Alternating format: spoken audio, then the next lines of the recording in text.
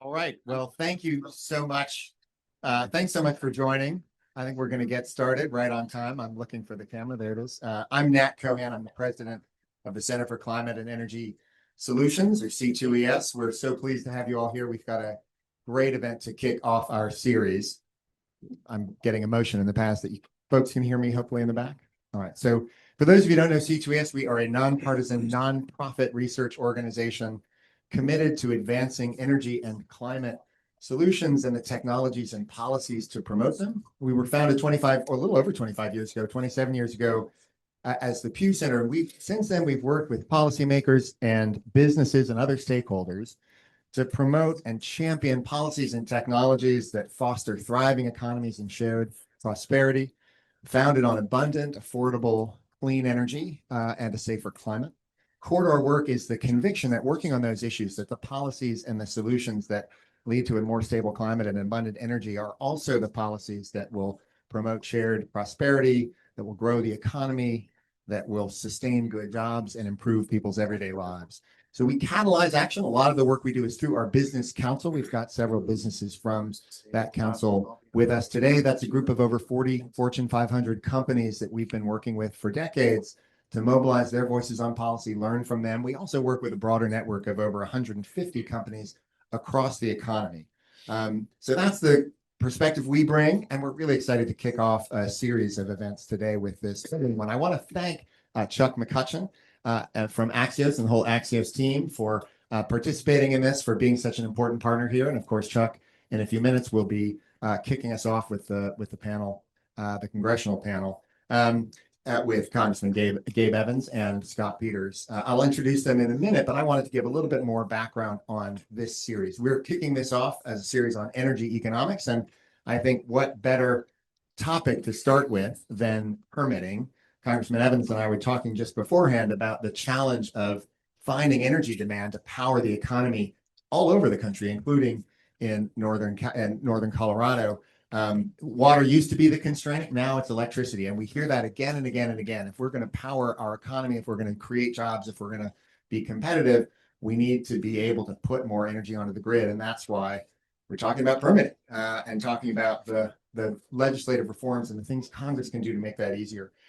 Demand for energy, as I think everybody knows, especially electricity, is growing at levels not seen for decades. I'm on the board of the Electric Power Research Institute. When I started a few years ago, it was flat demand as far as the eye can see. Everyone's sort of, how do you manage that flat demand? Now, almost overnight, it's turned out to be thinking about how to put new energy onto the grid and meet that skyrocketing demand.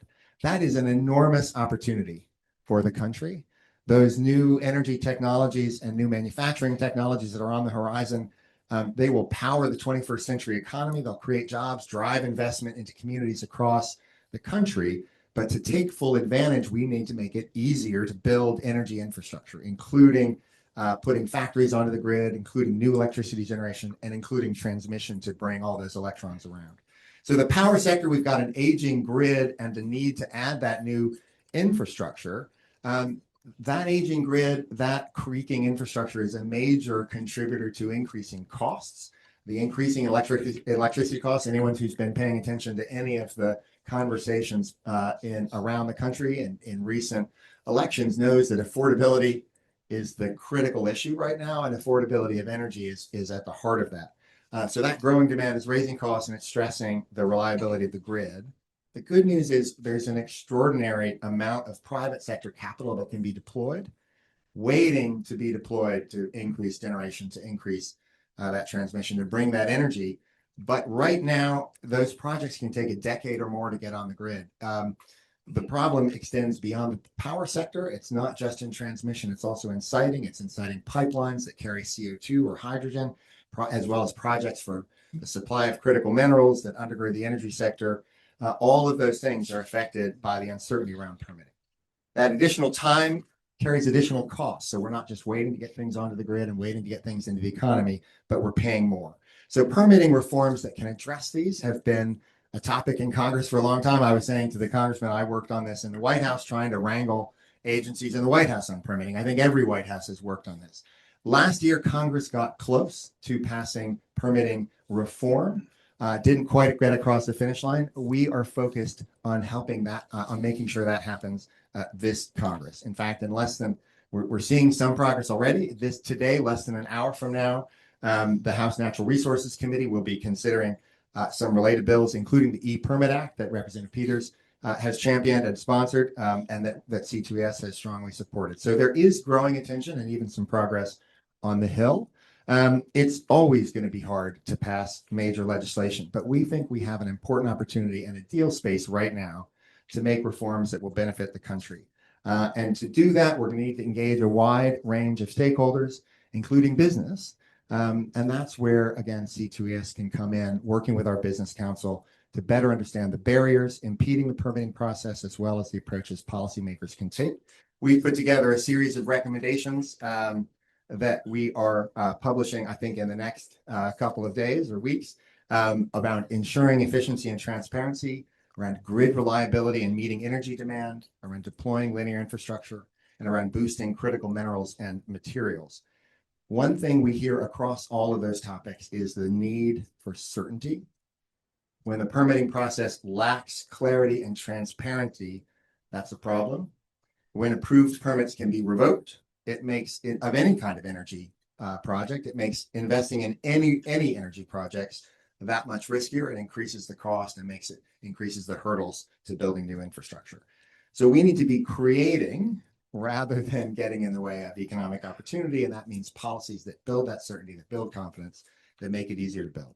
So against that backdrop, we're really pleased to have a great group of, or two terrific panels, a great group of folks to talk about this today. Really pleased that you can be here to hear that. We're going to start off with Chuck McCutcheon of Axios, as I mentioned, interviewing two folks who have been real leaders on this issue, have been thinking a lot about it in Congress. Representative Scott Peters, Democrat from California, and Representative Gabe Evans, Republican from Colorado. Following that discussion, we'll hear directly from companies about why they see permitting reforms as so important for economic growth and for jobs and investment and their ability to compete. We're delighted to be joined by representatives from Ford Motor Company, Shell USA, Google, and Berkshire Hathaway Energy. And that discussion will be moderated by C2S Director of Advocacy, Rose Littenberger-Caruso. We're live streaming this morning's event, so I'd also like to thank folks who are tuning in and listening from wherever you might be. And with that, I'd like to turn it over to Chuck McCutcheon to start the program. Thanks very much.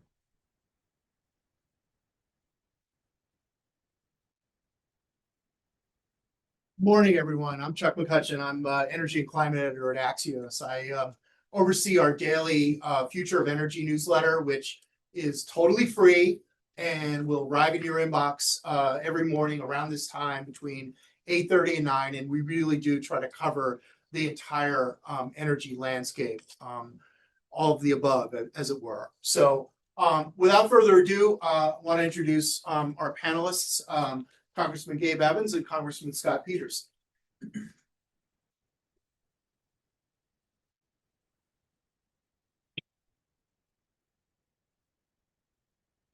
So before I get into the nuts and bolts of the details of permitting reform, I just wanted to sort of set the table, maybe for people who are not as familiar with how government works. And can you just talk briefly about the necessity of addressing permitting legislatively as opposed to an administrative fashion to ensure, greater certainty, as Nat talked about, and also the role that AI has played in supercharging this whole discussion? So first of all, thanks for having us. Yeah, I mean, the laws are written by Congress and they're signed by the president. There's a little book about that in principle. And it's not changed because someone's got elected who, like a lot of presidents, wants to exert executive authority. So folks like Gabe and I are trying to rank through that at the legislative level. I think that the urgency and one of the opportunities is that because of the AI boom and the need to win that race against China, there's a general recognition that we have to have a lot more power and that we're not going fast enough. So it's set a nice context for solving this problem, not just for energy, but beyond energy. Because as Nat said, seeming to see 15% demand for electricity increase this decade. For the past decades have been maybe 1% or 2%. Everyone really appreciates the need to address the problem. If you really want a good, I think a really significant moment, I don't know if you agree with this, Gabe, is Brett Guthrie, our chairman, brought in Eric Schmidt from Google, and he gave a little 5-minute presentation to us, the whole committee, about how important it was to win the AI race. And you could have heard a pin drop. And I would just recommend, if you want to kind of see what got a lot of people's attention, was that 5 minutes from Eric Schmidt. Yeah, so happy to be here with I've been in Congress for 11 months now. Scott's quickly become a really good friend in this space, so happy to be here with him. I think my district is a perfect example of why we have to have that legislative stability. I represent Colorado 8, that's Denver suburbs, about halfway up to Wyoming. 80% of the oil, 50% of the natural gas in Colorado comes out of my area, but 1 in 2 wind generators in the country is also made in my district, and I have some of the largest solar projects in the country in my district. Between my largest wind employer and my largest solar employer, I have 1,700 jobs and about $150 million in supply chain just inside the district. And so I've watched the whiplash go back and forth. 4 years ago, when oil and gas was on the chopping block, all of my oil and gas folks were really nervous. And now a lot of my wind and solar guys are experiencing some of that anxiety. Well, they're all in my district. I need all of those jobs. And as we've heard, we need that power, all of the above, as long as it's safe, affordable, and reliable. We need that power, and we need that power now. I spent 12 years in the Army, and I was a cop for another 10 years before this. So national security, public safety, hugely important to me. AI is here to stay. That's a fact. That toothpaste ain't going back into the tube. The only question is, do we lead as the United States, as the global leaders on this stage in AI, or do some of our global competitors like the Communist Chinese Party lead in AI? And if you're nervous about AI, you should be orders of magnitude more nervous about AI if we don't have the power on our grid to be able to fuel the AI revolution and make sure that the US is the global leader and we cede that ground to the Communist Chinese Party. Because communist AI is terrifying. And I can speak to that from 22 years of military and law enforcement experience. We have to maintain our position as the global leaders in this space, not just for economic reasons, but for national security and the good of humanity reasons. And we do that with permitting reform and having enough energy on the grid. So now you both led a working group through the Problem Solvers Caucus that came up with this bipartisan permitting reform framework. Can you sort of talk about what drew you to this issue, and B, how you sort of worked together and how you were able to achieve coming up with this? Well, I'm not a math major, but I do understand this. You need 218 votes in the House. You need 60 votes in the Senate. Right. So you've got to have both parties. And people say this is not a bipartisan atmosphere. It's always a bipartisan atmosphere, as long as there's you need 7 votes from Democrats in the Senate. So I really try to optimize around bipartisanship as an objective, not just the means. And the Problem Solvers Caucus has been around for a while. I've been a member for I think as long as I can remember, and we're really grateful to have people like Gabe in there. We're committed to trying to solve problems. We did a lot of work on infrastructure back in the Biden administration. And I thought this would be a good thing to sell to the problem solvers. And the Republicans gave me a great partner in Gabe to work on this. So we've gotten this pretty detailed bullet point kind of format for a permit reform that was endorsed by the coalition, which means we have, sort of 50 members of Congress on both sides of the aisle who signed up for it. And I think it's been a huge advance. And it's been a really good forum for really providing a foundation that I think is going to get this passed. Yeah, so you guys heard I'm an Army guy. So when I throw out a Navy statistic, you know how dire this is. In 2023, the United States built and delivered somewhere around 7 commercial ships. China built and delivered 1,000, depending on whose metric to use. We're not building stuff in the United States again. Whether it's ships, whether it's power, whether it's drones, anything you name, we are ceding our position as the global leaders in manufacturing and production. And so if we want to change that, we have to have permitting reform so that we can actually build things again in the United States in something less than decades of time. not only again from national security perspectives, but from economic perspectives. In the Army, I've had the opportunity to go around the world. I see how other parts of the planet build and produce things, and they don't have anywhere near the environmental or the social safeguards and responsibilities that we have here in the United States. We have to build it here. And we can't do that without permitting reform. And so, as you've heard, it's personal for me in my district. And so, when I got to Congress last year, knew I wanted to join the problem solvers, knew this was something that I wanted to work on because it's very important to my district. And so, again, very grateful to have a good partner in Scott and to be able to put together this framework. I think we released it as a framework on purpose because this is such a big issue. You've got 3 different committees in the House that are involved. You've got 2 different committees in the Senate that are involved. And so being able to release this as a framework gives us both the left and the right limits, kind of the guiding direction, but it also allows the freedom of maneuver for individual chairmen and individual committees to be able to take this and run with this, and for us to not be seen as a threat or providing some sort of competing bill. So it was a carefully thought out balance to be able to bring together all of the different committees, all of the different personalities across the House, the Senate, Republicans and Democrats, give that framework, but also give that freedom to maneuver so that you're not stepping on anybody's toes. Okay. Well, let's get into some of the details. Starting with, I'll just say, with Section 401 of the Clean Water Act, enormously That's we go to controversial. the end. I mean, just this week you had a coalition of industry groups say to the congressional leadership, hey, you really, really have to address this. How did you approach it, and what do you think the best approach is? Keep going. So look, the way I see this is there's a bunch of different vehicles that are moving that have to get in the same room at the end of the day. Okay, one of them is a big thing that's happening today is the Speed Act, Right. Which is We'll get to that. in Westerman's committee today.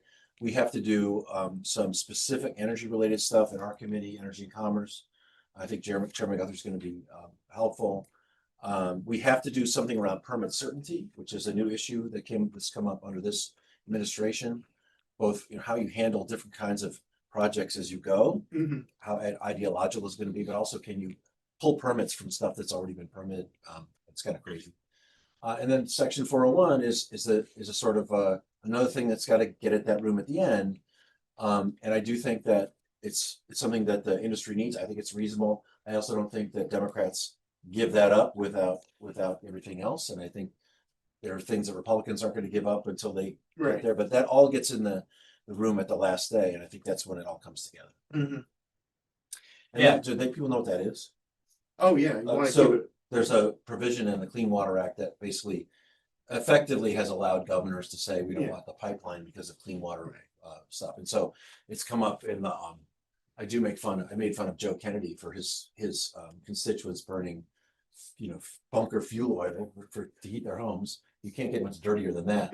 But they've not allowed a pipeline in. By the way, you could also solve that problem with transmission lines too. So obviously that's an irrationality that I think we would acknowledge. It's got to be dealt with, but I also think that politically it's going to be helpful to get everyone in the room and get a deal done. So Scott's senior to me. I always let him go first. That's kind of like an Army thing. Unless he tells me I'm going first. That's kind of how that was the Army protocol.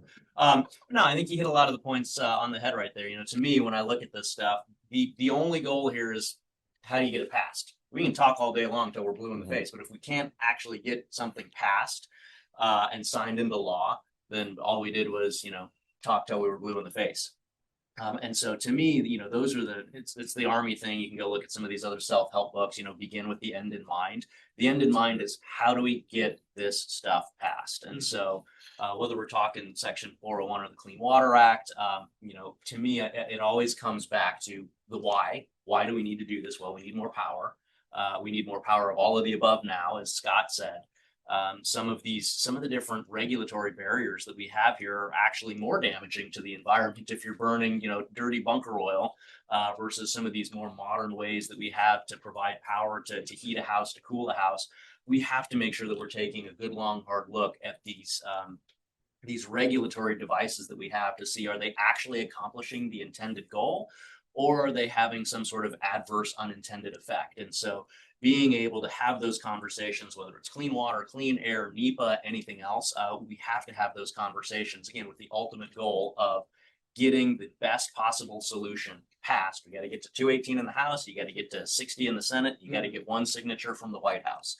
To me, that's the overarching goal in this whole space, so that we can actually get our economy turned back on again and again, not cede ground to China. Wanted to bring up another kind of thorny issue, judicial review, this idea that the courts can review agency decisions. Unbelievably controversial. Obviously, environmental groups and others are very concerned that, there's not any encroachment on their ability to bring suits, but you do recommend some guidelines within your framework. Can you sort of talk about those? Do you want me to go first? Sure. Yeah.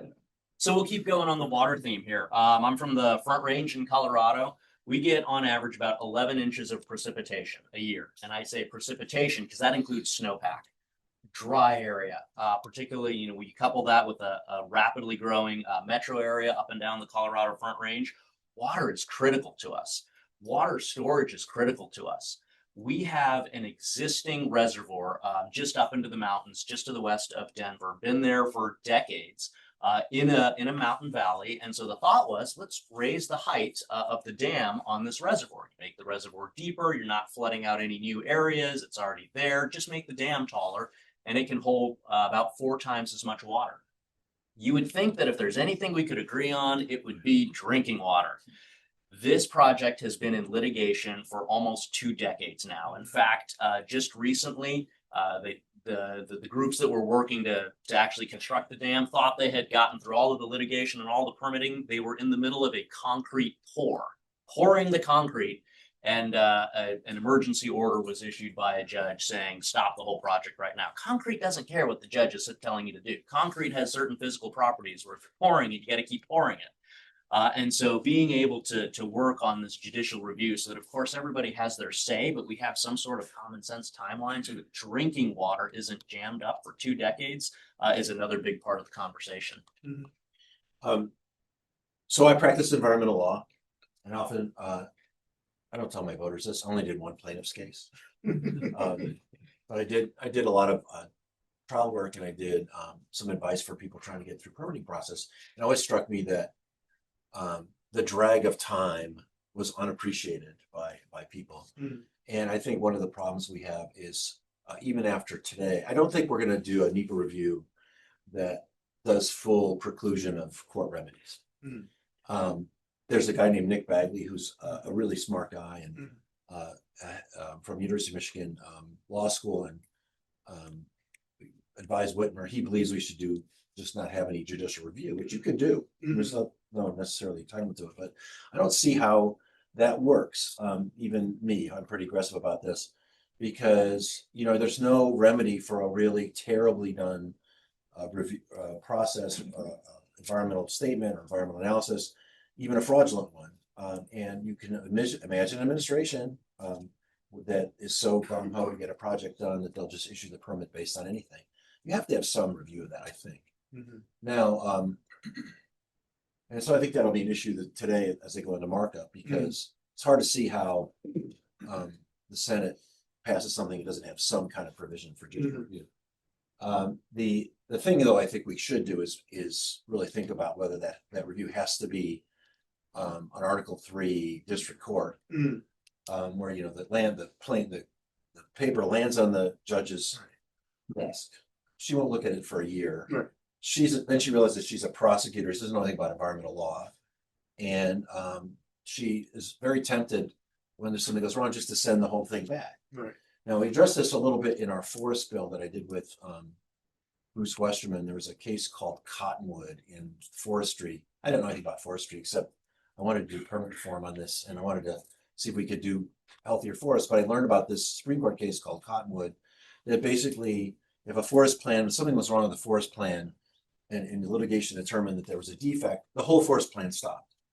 And this is like thousands of acres. It was really an overbroad remedy.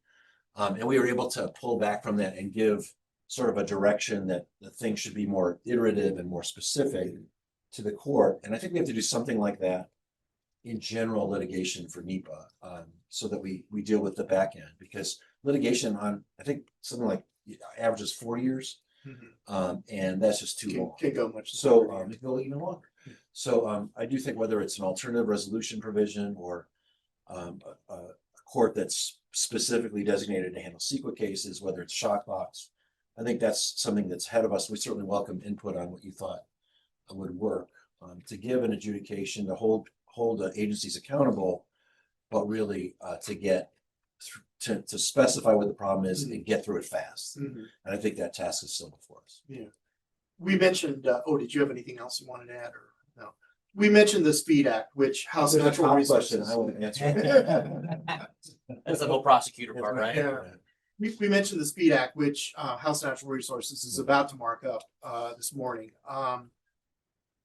Bruce Westerman, the chairman, has been trying to get more Democratic support. He's gotten a few Democrats. Can you sort of talk about your feelings about that bill and how that might be a framework for things going forward? Why don't I just take that? Because I was actually been talking about Bruce a lot about this. First of all, I think respect this guy. I respect the hell out of Bruce Westerman. And I work with him on forestry issues because he went to Yale School of Forestry. He's super smart, knows more about forestry than anybody in Congress. It is uncomfortable for me to sit with an Arkansan because they talk so slow. I feel like you gotta fill up the space, but you just gotta wait. Okay, Bruce. Anyway, beyond that style issue, I think he's a terrific partner, and I think he's the right guy for this. And I think we have to get permit reform done while he's chairman of the committee. I feel a little bit the same way about Guthrie, although we're not as far along. I think there's 3 issues. 2 are really the major issues. One is, I think that a lot of people are concerned about permit certainty, and we've got to tighten that up. Magaziner is one guy to watch from Rhode Island. Because the Revolution Wind project, which is the equivalent of, which is our equivalent of Keystone Pipeline, right? Gets its permits pulled while it's being constructed. It's just as Gabe said, like that big dam, and what's the name of that thing in Gross Reservoir. Gross Reservoir. I just heard about that. Those are your famous stories. You can't have that, and it scares off investment in addition to making the unions upset. And so I think that's one issue. I think the language is good. He's done, but it's going to be tighter. I think it's going to be tighter today. But the judicial review issue is the other big thing. Right now, he's really taken that out. I think that's aspirational from a reform position. I don't think it's practical. If he solves those 2 problems, I will co-sponsor the bill. And there's one other thing that's, I think, quirky, which is a drafting issue out of the 7 counties case. I don't think it's worth going into, but I tweeted about it if you want to read about it. I was just going to say, so I'm a co-sponsor of the Speed Act, and I think he mentioned the 7 counties case. I think this gets back to kind of how we kicked off this discussion, which, if you're not a nerd for this stuff, 7 counties was a recent Supreme Court case, which that was unanimous, I think it was, I believe. Yeah. And so being able to take, actions from either the executive branch or the judicial branch, and actually being able to put those, into law, specifically where you have unanimous decisions from the Supreme Court. That gives just that stability, that gives that long-term comfort for investors and companies and job creators and everybody else to be able to actually plan, because they know that this is something where Congress has actually acted and spoken on, and this is going to have durability through multiple administrations, and then that durability, of course, is going to also spread out and influence the judiciary, because the judiciary is then going to have clear and definitive guidelines from Congress and what the intent of Congress is in this space. And it just really brings the temperature down on things when you get that bipartisan messaging and legislation from Congress that says this is the intent of Congress, the legislative branch in the space. Yeah. So I think we have time for one more question, and that is obviously the legislative path. We're heading into an election year. It's been said that Democrats might have a real chance of reclaiming the majority. The calendar is going to be really tight. How difficult is it going to be to get something done this Congress? Yeah. So, getting anything through Congress is typically a challenge. I say that with my whole 11 months of experience being up here, but being on the receiving end for 22 years as a cop and a soldier.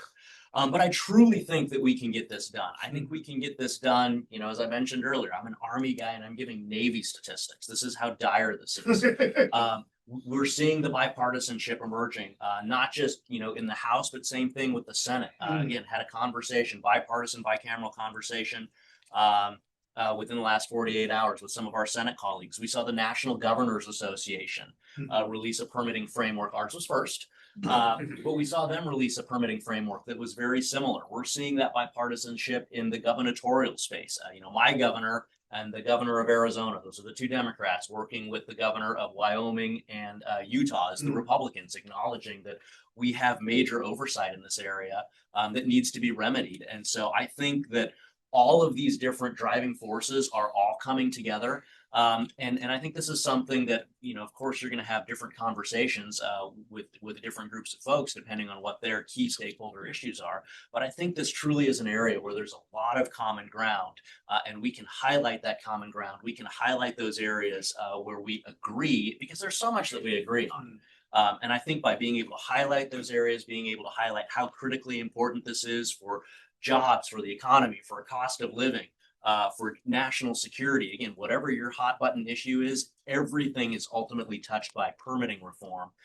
And again, you have the looming threat of, if we don't act on this, China is more than happy to assume that position of global leadership. And so I think all of those driving forces are going to ultimately push this thing across the finish line. And so folks like Scott and I get to be the foot soldiers in that fight and make sure that we're doing the granular effort, the coalition building to make that snowball grow.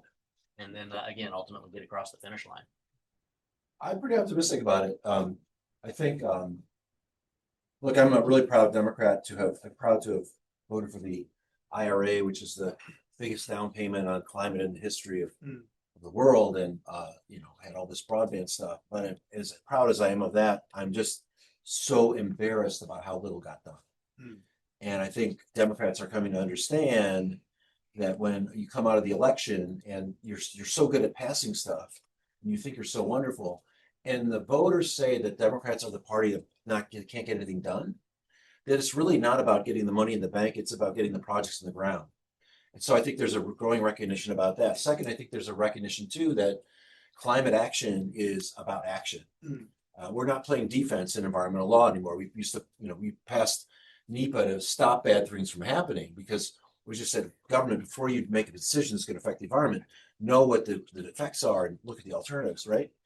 Now we're trying to build stuff, and I think 90% of the stuff in the queue last year for energy projects was non-emitting. We want to do offshore wind, we want to do utility scale solar, we want to do hydrogen pipelines, carbon dioxide pipelines, direct air capture, transmission lines. Climate action is about building stuff and building stuff faster, and there's a growing recognition, and it's not unanimous.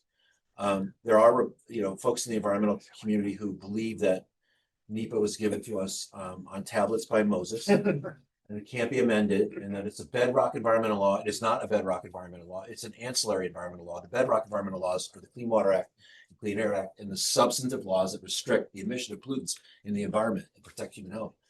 But we need to modernize these laws to make today, and I think that's happening. So some of the environmental groups are with us. And some of them are against us. Ironically, I think the flagship environmental groups are standing in the way of environmental progress, but we're not going to let that impede us. I always tell my staff that leadership begins when you talk back to your own people. Because we're all really good at telling people who agree with us stuff that they agree with, but leadership begins when you talk back to your own people. And so we've been talking back to the environmental groups. We have allies. We have allies in labor. So on the Democratic side, I think it's pretty good. And I do think, by the way, just to be totally honest with you,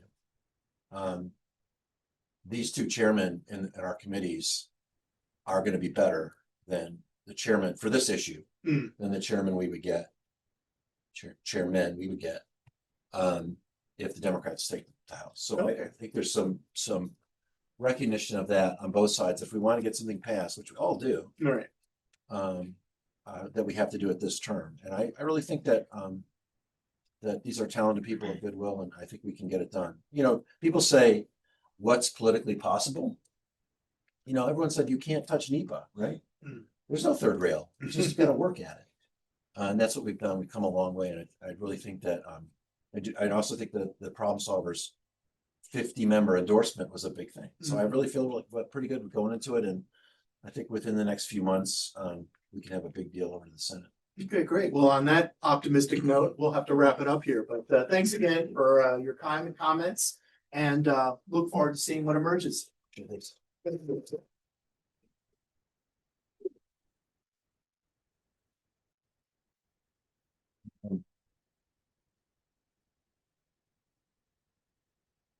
Well, thanks so much, Congressman Evans and Congressman Peters, and thanks as well to Chuck for leading that. So next up, as I mentioned, we have our company panel featuring folks from Ford Motor, Google, Shell USA, and Berkshire Hathaway Energy. And to moderate that panel, and I think to introduce the panelists, let me invite up my colleague, Rose Ludenberger-Caruso, who is the Director of Advocacy at C2S. Rose?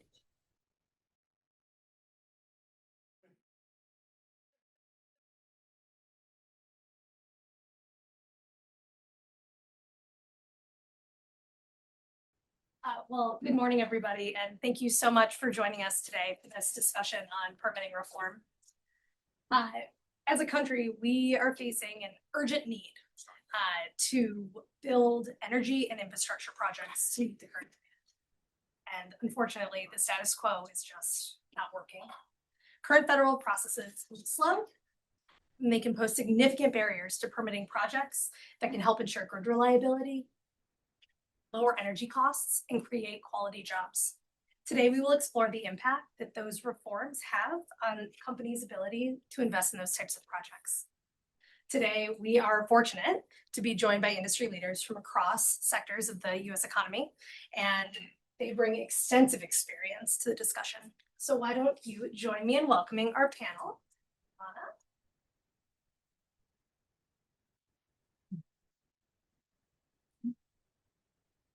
All right, is that better? Can folks hear me? Great. So directly to my right, we have Pat Reiten from Berkshire Hathaway Energy, and we have Marsden Hanna from Google, Deanne Millison from Ford Motor Company, and Charlie Shull from Shell USA. And with that, we're going to get started. So as I mentioned, we have a wide range of industries represented on the panel today across the US economy. One thing that we all desperately agree on is that the United States needs permitting reform.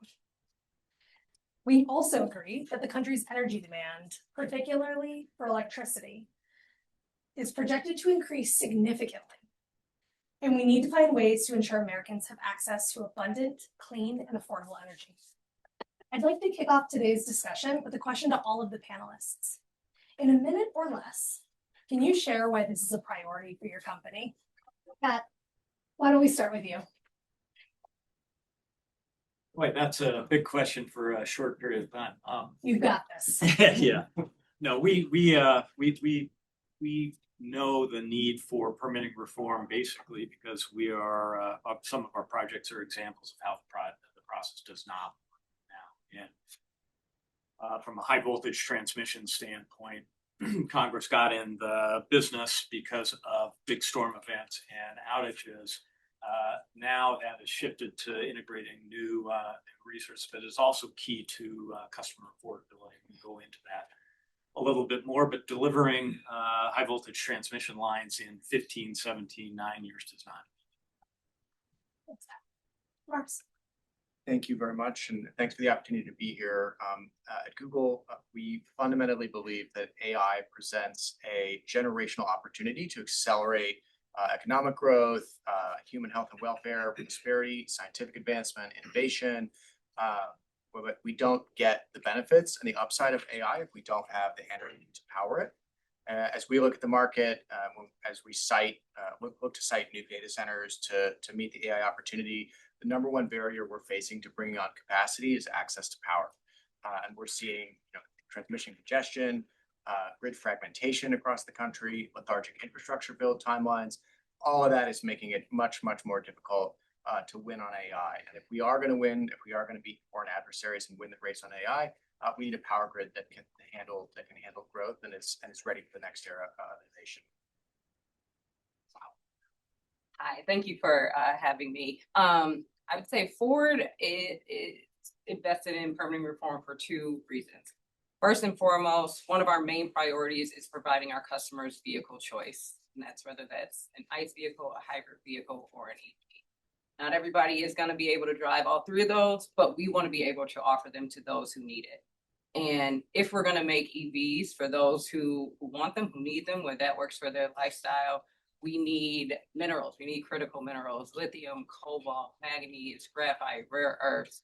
And we need affordable access to them. As we know, affordability is first of all, one of the main issues in the economy, but certainly one of the main issues for EV adoption.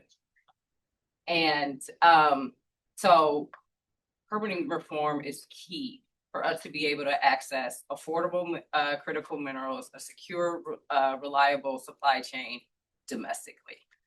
Second, our CEO has recently mentioned this, just the importance of the essential economy.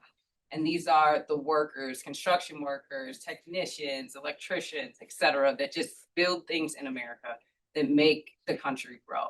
They're critical for us as a company. We feel like we power the vehicle that gets them to and from these projects, that allows them to build and grow. And it's obviously critical for our economy as a whole. Permitting reform is key just to building this industry. The more zoning permits you have for construction, the more transmission lines you have for energy, the faster you have, permits for any of these projects, the more workers you have, the more you're able to build this industry, the more you're able to increase output, and the more that workforce is able to grow. And that helps our company and it helps our whole country. Ditto. Everyone, I'm Charlie. I work for Shull, and I just want to start by saying thank you for inviting us and hosting this panel. And it couldn't have been on a better day, well timed, with the markup happening today at House Natural Resources Committee. Just to talk a little bit about our company, why we care about permitting reform. I think it's helpful to know a little bit about Shull. And obviously, you have your view and an image of the brand, but we don't talk too much, and we're trying to be better about talking about our presence here in the United States.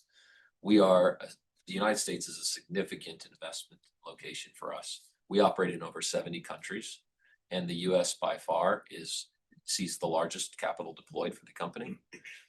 It is the only country where all of our lines of businesses are represented. So that includes not just our oil and gas portfolio, but also our renewables and solar and wind. It includes low carbon fuels and power trading and power generation generally. We have the largest production of oil and gas. We're the largest operator of oil and gas offshore in the Gulf. Now that's significant because that is also the lowest carbon intensity production that exists on the planet when you exclude transportation and shipping. And those should be the first barrels and the last barrels produced when the world produces and consumes 100 million barrels of oil a day. That underpins the entirety of the energy system presently as we transition to offering more choice. We also are the largest off-taker of U.S. liquefied natural gas. We move 40% of the U.S. liquefied natural gas. We have over 12,000 retail stations servicing 7 million customers a day. That's significant. I think that's more than Chick-fil-A services every day. I'm not sure. That's what ChatGPT told me. Important comparison. That's right. So I want to provide that fundamental context because we do see permitting in almost every part of the energy system. And the energy that you're seeing right now in this room is being made in real time. And that's just incredible that right now there's power generation and there has to be that incredible calculation on the affordability, most importantly, the reliability of the energy system to ensure that there's sufficient power, more power generated in order to ensure that it's where it's consumed. And that's obviously changing rapidly with hyperscale and AI, but also just underpinning fundamentally, again, 12,000 retail stations, 7 million customers a day. And as my colleague at Ford here just mentioned, Deanne, that there's a variety of customer choice. And again, that's the primary driver for us is customer choice. So for us, permitting reform is essential for investment certainty. The congressman talked a bit about permitting certainty.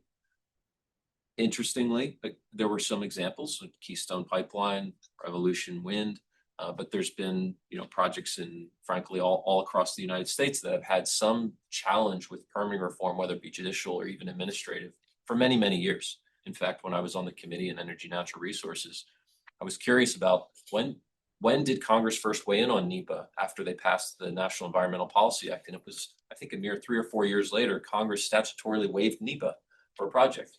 So this has been, permitting reform has been a challenge for as long as we've been trying to build things in the United States. And it's obviously critical to Shell in the US because it's such a significant investment for us to deliver energy to consumers every day. Thanks, Charlie, and thanks for everybody's answer. I think it's really helpful context for this discussion. So I think one important thing that everybody mentioned is how important it is for Americans to have access to reliable and affordable energy. A widely shared perspective is that without new transmission to help us manage our grid more effectively, Americans can expect to see the cost of electricity rise. Pat. Unfortunately, transmission reform has been one of the more challenging topics on Capitol Hill over the last couple of years. As someone who is immersed in those conversations, can you help us understand the contours of the debate and share kind of where Berkshire lands in on that issue?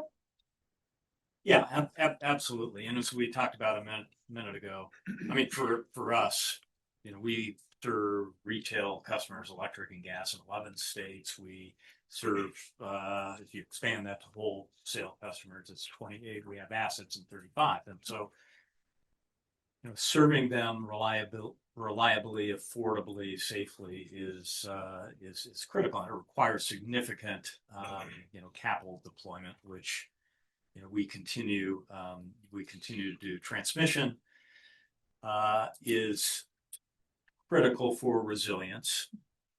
Again, Congress got into the game of looking at additional, planning and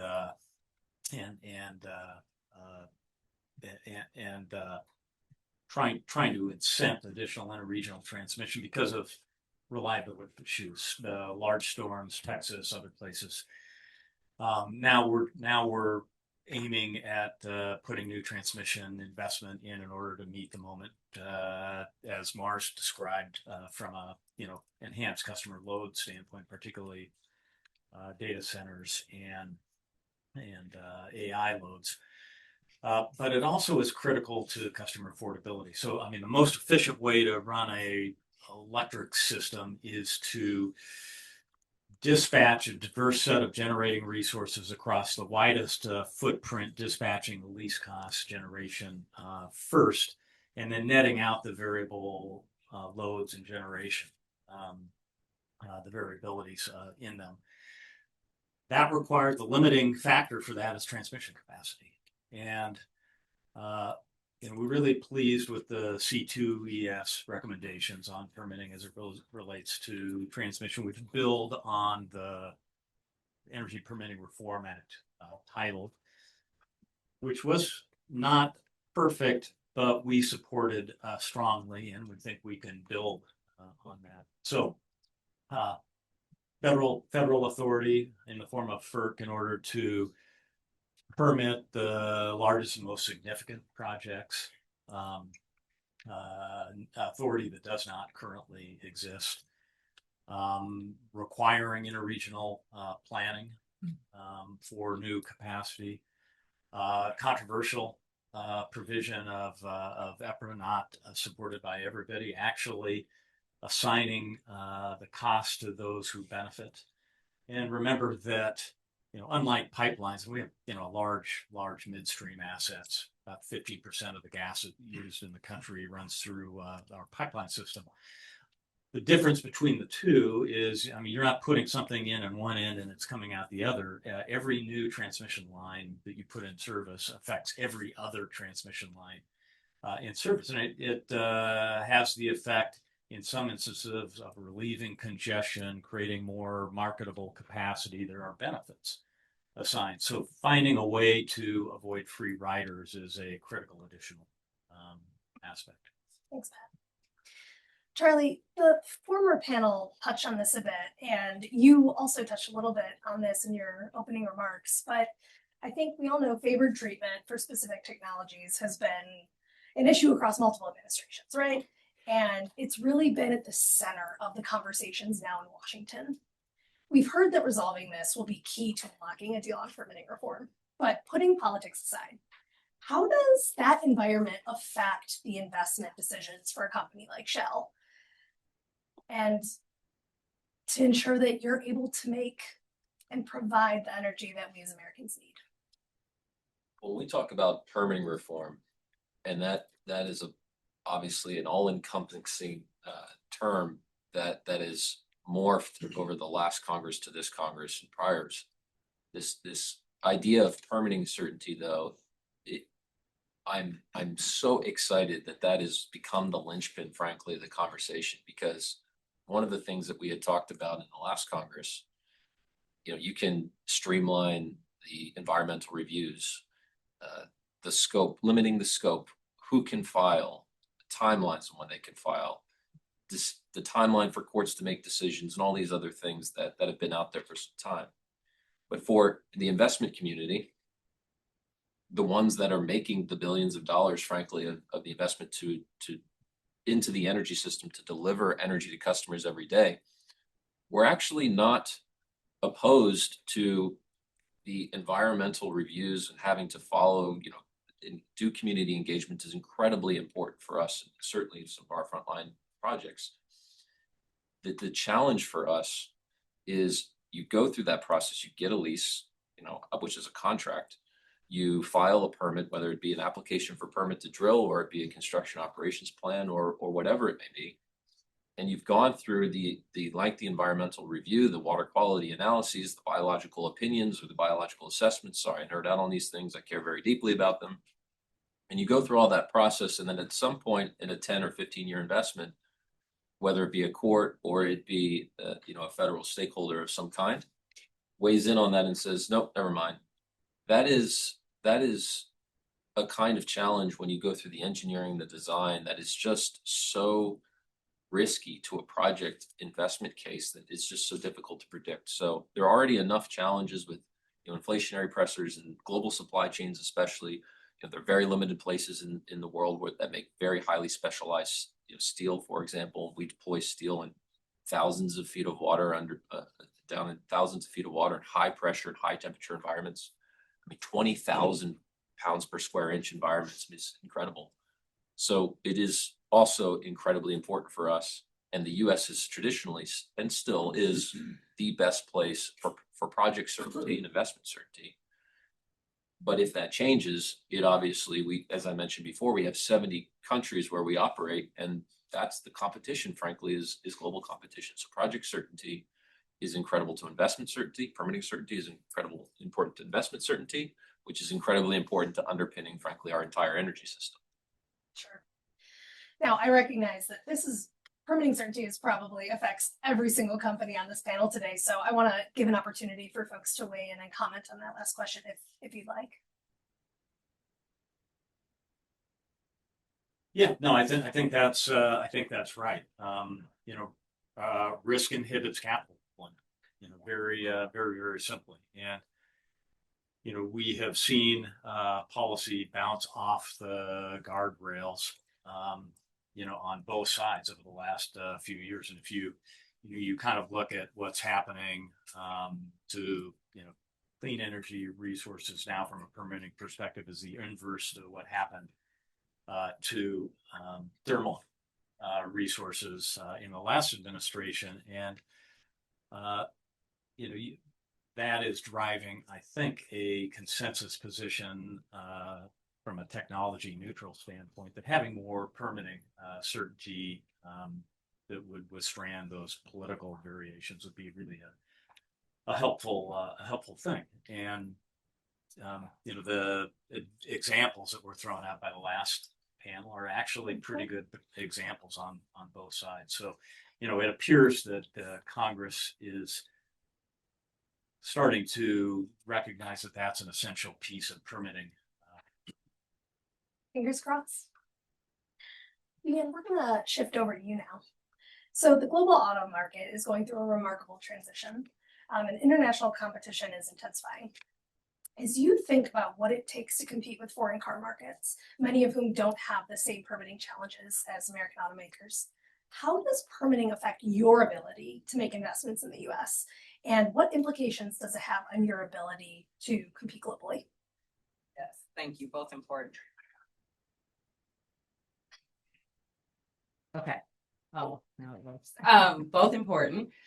First, investing in the US. I'll start with, so Ford is the most American auto company. We make 80% of our vehicles here. We export more than any other auto company from the US. We have the most American workers. It's investing in the US, investing in domestic manufacturing.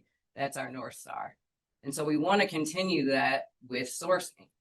And without permitting reform, we face those same challenges. We not only do we need to source domestically, we need processing, we need refining of these critical minerals. We have a lot of work to do, and we need workers. We have a lot of work to do in this space, and we need to build up this industry. However, without the permitting reform, without permitting certainty, it's everything that everyone's talked about. You don't have the capital, people don't invest, and you don't get the project started. Fortunately, like the first step in all of this for us with critical minerals is having the minerals. And we have the minerals here. We just need to access them. And without permitting reform, we really are putting ourselves behind and not doing that. And the cost of that for us is just as you said. So now we have to rely on foreign markets. And that just leaves us totally exposed to geopolitical insecurity and risks. And we've seen that. During COVID with semiconductors. We would have a whole vehicle built and you just need like a small little part and the vehicle will sit on the lot. When you have disruptions in your supply chain like that, there's not much you can do about it. We've seen that this year with rare earths and export controls coming from China, which impacted our entire industry and a ton of industries. When your supply chain is disrupted like that, it really can have an impact on your whole company. Which is all the more reason why we learned during COVID, but we know all the more we really need a domestic supply chain and a reliable supply chain because that is the only thing that's going to give us more certainty and make us more confident that we just won't have those types of disruptions. And then as far as global competition, I'll go back to where I started. Globally, it doesn't matter. It doesn't necessarily matter what the market is in the US. Globally, people are buying EVs. We want to be able to sell them EVs. The F-150 is the best selling truck and has been for nearly 50 years. We can continue to make that truck and just that, but we'd be a very small company. We want to compete globally. We need to be able to make that product. And we need to be able to make it affordable. And having access to these minerals is a critical part to being able to compete, especially when countries like China are so far ahead, have been doing this for so much longer. Thanks, Deanne. Pat, did you want to? Here's a partnership opportunity amongst the cool things that our company is pursuing right now is a demonstration project in Imperial County, California, to pull lithium out of geothermal brine. That'll be subject to a commercial decision next year. We're doing it in partnership with Occidental Petroleum. And if it goes forward, it could provide a significant share of the existing lithium world production domestically and importantly in a clean way. So more to come. Sounds good. Great. So Mars, let's shift gears a little bit and talk about energy demand. So Google has robust clean energy goals and is a leader among the world's largest technology companies. As we know, the AI race is really something that's powering a lot of the debate to get comprehensive permitting reform done. Can you talk a bit about Google's current and future energy needs? And do you anticipate permitting reform helping you along to achieve those goals? Absolutely. So I think we've seen nationally the energy demand forecast accelerate. AI is a big piece of that. And as I mentioned earlier, access to power is the number one constraint on our ability to build, our ability to win on AI nationally. That is based in transmission congestion. That's driving long interconnection queues on the generator side, as well as on the load side. We have utilities around the country that are quoting us at sometimes 5 years, sometimes up to 10 years for load interconnection queue. that is not going to cut it if we're going to win on this technology and this global race, this generational opportunity. So what can we do? We know that core environmental permitting reform is going to be a big piece of this. We've endorsed Congressman Westerman's SPEED Act, which we think has very important provisions in there around clarifying the scope of review so that we avoid analysis paralysis, clarifying standing so that we can reduce some of the frivolous litigation that we sometimes see on these kinds of projects. And there's more to do. We're excited. That's to the point earlier going to mark up today. But beyond that, as Pat said, we really need transmission permitting reform to be a key part of a bipartisan package. So what does that look like? I think there's two pieces that stand out to us.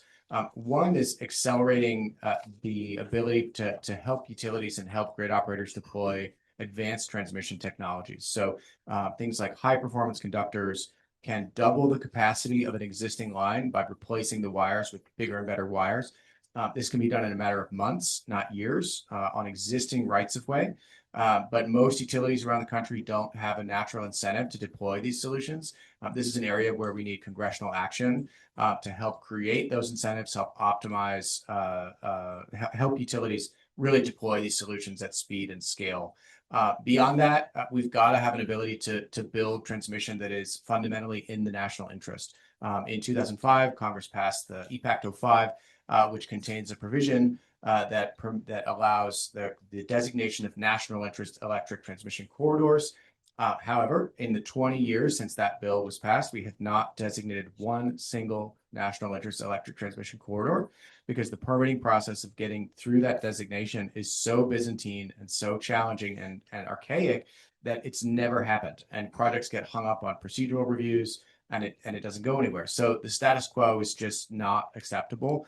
It takes 3 years to build a high voltage transmission line, but 15 years to permit this. That can't be the pathway to American leadership on AI. So I think to some of the points that Pat mentioned earlier, it's really about being able to say these lines we think are fundamentally in the national economic interest, in the national security interest. They generate economic benefits for Americans, reliability benefits, national competitiveness benefits, and we should be building them, and we need to build them at speed and scale. So there's a very important role for the federal government and for states and federal government to work together in collaborating there.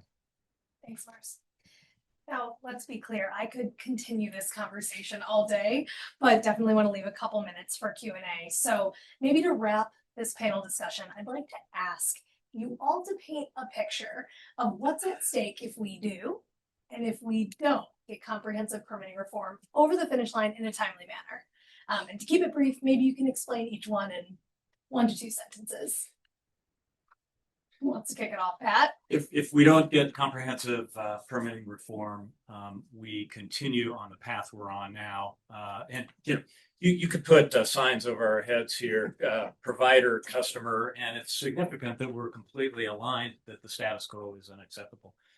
Our experience over in the West on multi-year or multi-state lines is 10, 11-year FEIS record of decision, 3-year state processes, 3 years to build. That is going to be unacceptable.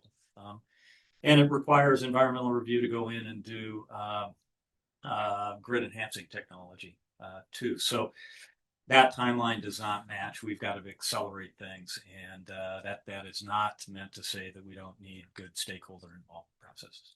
Great, thanks, Pat. Mars. So the U.S. is ahead on AI, but we're ahead by months and not years, and our success is not guaranteed. Foreign adversaries don't engage in debates over which energy resource we should build or which part of the country should pay for this national interest resource or transmission line. They build what is most strategic, what is most efficient for their leadership, and that is happening right now. So if you look in the 2020s, in the decade of the 2020s, China has built over 8,000 miles of high voltage, ultra high voltage transmission. The United States has built 375. So we need to accelerate that dramatically if we're going to win.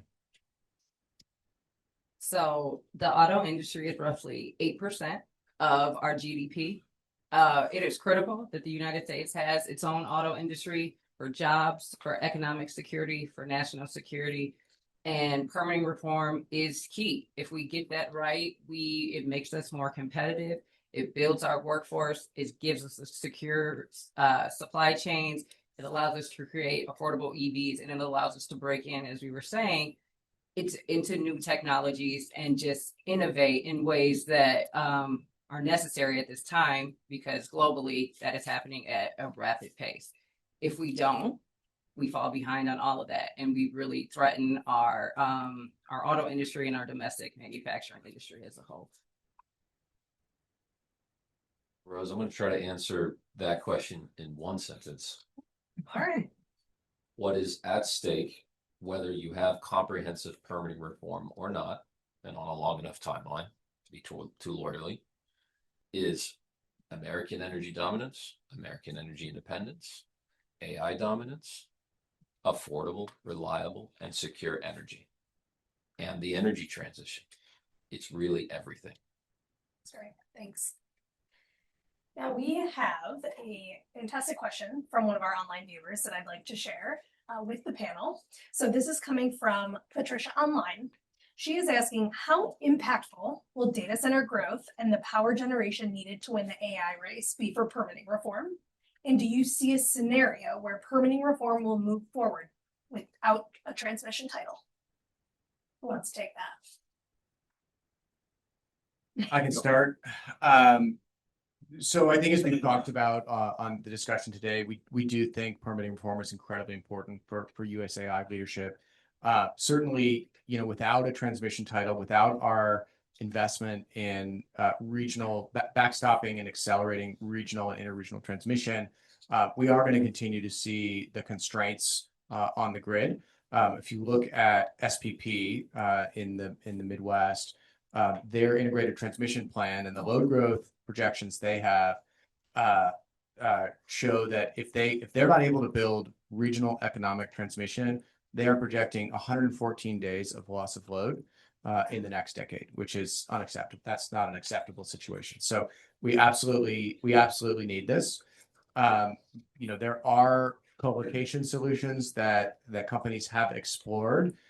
We see that as a bridge solution, only in the markets where in the interim we might be able to bring on power more expediently, but we need to get to a place where that is grid connected power, and we are served by a grid connected entity that's selling us scalable, reliable, and cost effective energy across the grid. I'm going to take the second half of the question first and just say no. Yeah, fair enough. That transmission title is absolutely required for bipartisan support and successful permitting reform. Is meeting data center and AI load a critical driver? Yes. Is reliability and resilience, including interregional, really important? Yes. But that third thing we talked about earlier, the more transmission capacity, the ability to manage and operate and dispatch the system more efficiently is absolutely critical to customer affordability. And that should be a driver. Thanks, Mark. I think we have time for one audience question if anybody wants to ask. Yes, please. Hi, Julia with Novogradac. We do energy tax credits, and so this is getting a little into the weeds, but given all the transmission talk, I was just wondering if you guys already have any thoughts, opinions on a transmission tax credit, which has been floated in the past. 30%, I believe, is the proposed rate. I'll take that on and say, yeah, absolutely support. And the reason is that, when you go through the process of, getting approval for transmission, you're looking at, cost benefit studies, production cost model studies that really all are about delivering a lower net power cost for customers at their base. What they don't take into account are the benefits associated with reliability. And to the extent that you are losing that economic driver to push new transmission capacity, having noting that those benefits are regional and interregional, having taxpayer participation, given the broad benefit associated with it, is we think appropriate. Thanks. Well, this has been a really great discussion, and I think we've really highlighted the kinds of barriers that we need to overcome. I want to thank you to all of the panelists today for a thoughtful and substantive discussion, and thank you to everyone in the audience, both here and online, who has really just been here and shared their interest in this topic. If there is one theme that emerged today, it's that permitting reform is needed for all sectors of the U.S. economy. And here at C2ES, we're really excited to continue the conversation to ensure that we continue working with our industry partners and folks up on Capitol Hill to make sure we get comprehensive bipartisan permitting reform in a timely manner. So with that, thank you all so much for being here today and hope you have a great day.